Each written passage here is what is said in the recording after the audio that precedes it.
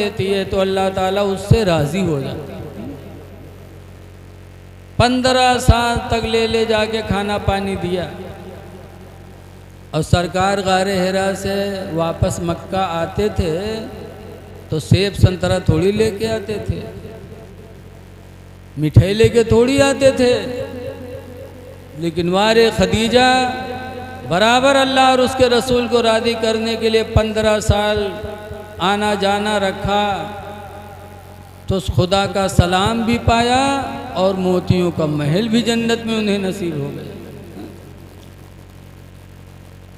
इसीलिए सरकार फरमाते हैं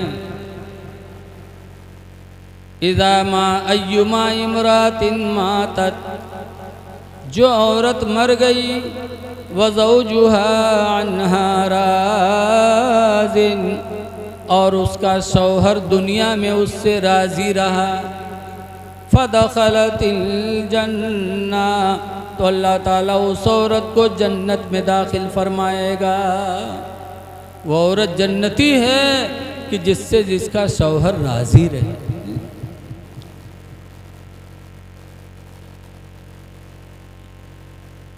फिर क्या हुआ, जब सरकार को 15 साल हो गए गारे हिरा में इबादत करते करते और उम्र ज़ाहिरी 40 साल की हो गई, तो जिब्रील अलैहिस्सलाम कुरान लेके आए। जब सरकार की उम्र 40 साल हुई तब सरकार पर कुरान नाजिल हुआ। जिब्रील लेके आए गारे हिरा की खोह में और कहा इक़रा, पढ़िए। सरकार ने फरमाया माना बिकारीन, मैं पढ़ने वाला नहीं। फिर फरमाया इक़रा, पढ़ो का माना बिकारीन, मैं नहीं पढ़ने वाला। तब जिब्रील ने रसूलुल्लाह को अपने सीने से लगाया और कहा इक़रा बिस्मि रब्बिकल्लज़ी खलक़, आप अपने रब के नाम से पढ़िए जिस रब ने तुम्हें पैदा फरमाया है। तो सरकार ने पढ़ना शुरू किया। सूरह इक़रा नाजिल हो गई, जिब्रील वापस चले गए। सरकार को घबराहट हुई, परेशान हुए।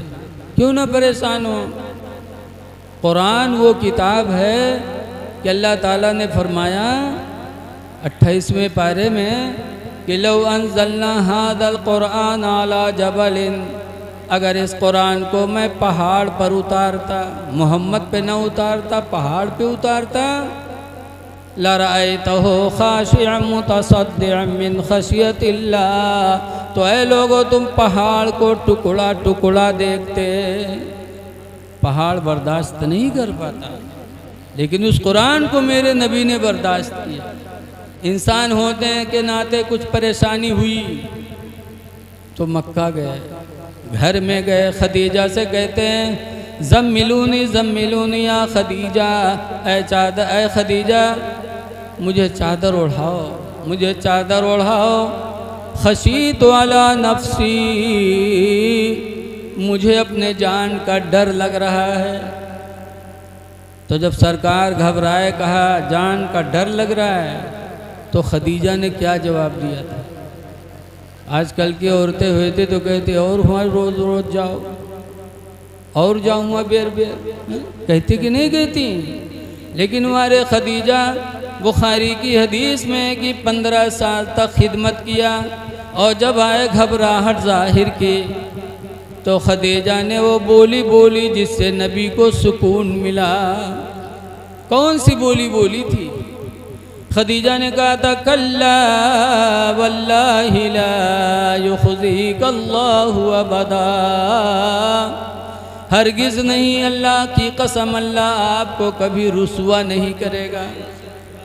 अल्लाह आपको कभी रुसवा नहीं करेगा। क्यों? इन्नका लतसिलुर रहमा, इसलिए कि तुम लोगों पर रहम किया करते हो। जब लोगों पे तुम्हें रहम होता है तो अल्लाह तुमको कैसे जलील करेगा। वतहमिलुल कल्ला, और कमज़ोरों का बोझ उठा उठा के घरों पे पहुंचाते रहते हो। जिसका बोझ सरकार गरुआ देखते थे कि इसकी गर्दन दब रही है तो सरकार उसके बोझ को अपने सर पे रखकर उसके घर पहुंचाते थे। अब आज हम लोग मौलवी मौलाना हो गए, अगर कोई हमसे कहा इतनी बोझ उठवाए दो तो हमार माथा सिकुड़ जाए कि बताओ मौलाना तक हमसे बोझ उठवावे कहा था। अगर कोई अगल बगल सुनी तो तो का मौलाने मिले हैं बे, इधर हम उठवाए थे मौलाने साहब तो का मिले बोलो। और वो नबियों के नबी रसूलों के रसूल जिनका मर्तबा इतना बुलंद है, आला हजरत इमाम अहले सुन्नत फरमाते हैं कि खल्क से औलिया, औलिया से रसूल, खल्क से औलिया, औलिया से रसूल, और रसूलों से आला हमारा नबी। सुभान अल्लाह, सुभान अल्लाह। और रसूलों से आला हमारा नबी। मेरे नबी का दर्जा इतना बुलंद, लेकिन कमज़ोरों का बोझ लाद लाद के उनके घरों पहुंचाते थे। इसीलिए आपने सुना होगा कि हुजूर एक दिन मक्का की गली में जा रहे थे, एक बुढ़िया औरत को देखा कि अपनी गठरी लिए बैठे रास्ते में। सरकार समझ गए कि इसको किसी की ज़रूरत है। सरकार ने फरमाया बूढ़ी माँ क्यों बैठी हो? कहा बेटा एक मज़दूर की तलाश में बैठी हूँ। कहा क्या काम है? कहा बेटा ये गठरी लेके चलना है। कहा कहाँ ले जाना है? कहा बेटा मक्का के बाहर इतनी दूर ले जाना है जहाँ मोहम्मद की आवाज़ कानों में न पहुँचे। सरकार को पहचानती नहीं थी, सिर्फ सरकार से दुश्मनी थी उसको नाम से। कहा मक्का से इतनी दूर लेके जाना है जहाँ मोहम्मद की आवाज़ न बैठे, न कानों में पहुँचे। सरकार फरमाते बूढ़ी माँ मोहम्मद ने क्या बिगाड़ा है तुम्हारा? कहा बेटा तुम्हें नहीं पता? वो कहता ला इलाहा इल्लल्लाह, वो कहता अल्लाह के सिवा कोई इबादत के लायक नहीं। वो कहता अल्लाह एक है, 360 बुतों की पूजा छोड़ दो। सुनते सुनते कान पक गए। बेटा आज मैंने तहैया कर लिया है कि मक्का छोड़ दूंगी, मक्का के बाहर कहीं मैदान में जाकर ज़िंदगी गुजार लूँगी, लेकिन मोहम्मद की बोली सुनना गवारा नहीं है। सरकार फरमाते हैं बूढ़ी माँ मैं ले चलूँ गठरी? कहा ले चलो बेटा। सरकार ने उसकी गठरी को लिया। बुढ़िया आगे आगे, रसूलुल्लाह सल्लल्लाहु अलैहि वसल्लम पीछे पीछे। मक्का के बाहर काफ़ी दूर गई तो कहती बेटा अब रख दो, यहाँ उनकी आवाज़ नहीं आएगी। रख दिया। आने लगे तो बुढ़िया कहती बेटा मजदूरी तो ले लो। कहा नहीं माँ मैं मजदूरी नहीं लेता, तुम जैसे कमज़ोरों की खिदमत ही के लिए मैं पैदा किया गया हूँ। अरे बेटा कैसी बात करते हो? अरब में ऐसा आदमी कोई नहीं है जो किसी का काम करे पैसा न ले, और आप पैसे नहीं ले रहे हो। कहा नहीं मैं पैसा नहीं लेता, मैं तो तुम जैसे कमज़ोरों की खिदमत के लिए दुनिया में आया। कहा अच्छा ठीक है बेटा अपना नाम बता दो, और जब मोहम्मद का मामला ख़त्म होगा तो मैं मक्का आऊँगी और तुमको तलाश करके तुम्हारी इस मेहनत का बदला चुकाऊँगी। सरकार फरमाते बूढ़ी माँ नाम न पूछो। कहा नहीं बेटा नाम तो बता दो। कहा नहीं बूढ़ी माँ नाम न पूछो। कहा नहीं नाम बताना पड़ेगा बेटा। तो सरकार ने सर झुकाया और फरमाया बूढ़ी माँ ये वही मोहम्मद है जिसके लिए तुमने मक्का छोड़ा है। ये वही मोहम्मद है जिसके लिए तुमने मक्का के बजाया खेतों में रहना तुमने गवारा किया। ये वही मोहम्मद है। बुढ़िया की आंखें खुल गई। कहती है आप ही हो मोहम्मद? कहा मैं हूँ। बुढ़िया कहते हैं बेटा अगर तुम ही मोहम्मद हो तो खुदा की कसम मुझे यकीन हो गया तुम्हारी नबूवत और रिसालत झूठी नहीं हो सकती। इतने अच्छे बेटा मैं भी कलमा पढ़ती हूँ ला इलाहा इल्लल्लाह मुहम्मदुर रसूलुल्लाह सल्लल्लाहु अलैहि वसल्लम। नबी की सीरत देखा, दिल में मोहब्बत आई और कलमा पढ़ करके मुसलमान हो गई। सरकार गरीबों का बोझ, कमज़ोरों का बोझ लाद लाद के पहुंचाते थे। खदीजा कहती अल्लाह आपको कभी रुसवा नहीं करेगा। व तक्सिबुल मादूमा, और आप बेवाओं और यतीमों को कमा कमा के खिलाते हो तो अल्लाह कैसे रुसवा करेगा। व तक़रिद दईफ़ा, और मेहमानों की इज़्ज़त करते हो। व तईन अला नवाइबिल हक़, और हक़ पर तुम दूसरों की मदद करते हो तो अल्लाह आपको कभी रुसवा नहीं करेगा। ये हैं खदीजा। ख़ानदान की मर्ज़ी से मेरे पैगंबर ने शादी की तो खदीजा सरकार की ज़िंदगी का सुकून बन गई। खिदमत भी किया और घबराहट देखी तो सुकून की बोलियां भी बोली। और आजकल की औरतें, हमारी आपकी शादी अपनी मर्ज़ी से होती है तो क्या देखा जाता है, सुबह उठी हैं तो बासी बासी हुए तो उन खवाई दे हैं, जाओ आज हमारी तबीयत ठीक नहीं है। आदमी बासी खाई चला जाता के बाद में अपने कहीं यहाँ ताज़ा खाना बनाई है खाई हैं तो के घूम घूम मोहल्ला में यहाँ पंचायत करी है, हंसी हैं खेली हैं। और जब शाम हुई जनिए कि हमरे आदमी के आवे के टाइम होएगा है, बस मुँह कुप्पा तना फुलाए घर में बैठ जाइए। लेकिन वो आदमी जब शाम के लौटी निरहा तरसा तो ना अब्बक देखी ना अम्मक देखी, ना भाई ना बहन ना बिटिया ना लड़का। ऐते आवत पूछी गुडवा कम्मी कहाँ है, और ढूंढे ना पाई तो घर में घुस जाई, और घर में ढूंढे पैबो करी तो देखी सो मुँह कुप्पा तना फूला है। बड़ी हिम्मत कह के हाल लगे इसके, क्या बात गुटक में गुस्सान क्या है, भागो हटता। इतनी ज़ोर से भगाओ थे लेकिन नौजवान का तन को शर्म नहीं आवता, तब हूँ खींच काढ़ी हूँ कह क्या बात गुटक में काहे गुस्सा था, क्या बात कहीं सुन तोर भैया आज हमका गाली दी से, या तो भैवक ले के रहो या हमका ले के रहो। गाली दी से, लाओ लाठी कहाँ है उठाओ। अब लाठी पकड़ा दी। अब वो इंसान अपनी बीवी की मोहब्बत में आकर के अपने भाई पे लाठी चला रहा है। अपनी बीवियों के चक्कर में आकर के भाइयों पे लाठी चलाने वाले, भाइयों को परेशान करने वाले, ज़रा खुदा का पैगाम सुन लो।